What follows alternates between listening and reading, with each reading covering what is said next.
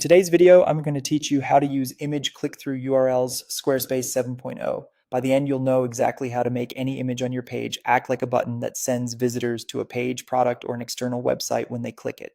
First, sign into your Squarespace account and open the site you want to work on. From the main dashboard, head to your website view so you can access your pages and content. Enter editing mode so you can make changes to the page layout. You can do this from the page you want to update, and it's fine whether you're on a section, a column, or a specific content area. You just need to be in a spot where blocks can be added.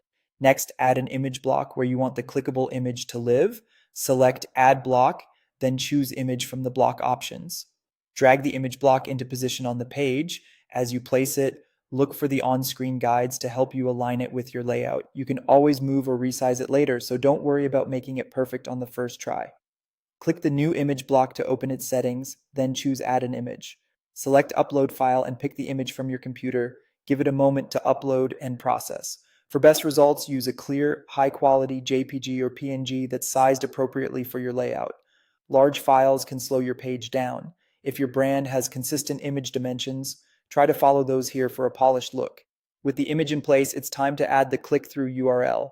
In the image settings, select Attach Link. You'll see a field where you can enter a link.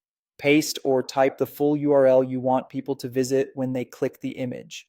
If you're linking to a page within your site, you can enter its address or choose it from your site's options. For external sites, make sure the link includes HTTPS to avoid broken redirects. This keeps your visitor's experience smooth and professional. When you're happy with the image in the link, click Save to apply your changes. Your image is now clickable, and visitors who select it will be taken directly to the destination you set. If you need to update the image or change the link later, just reopen the image block settings and adjust it in the same place. That's it. Your image now doubles as a clean, on-brand call to action. Thanks for watching, and happy building in Squarespace 7.0.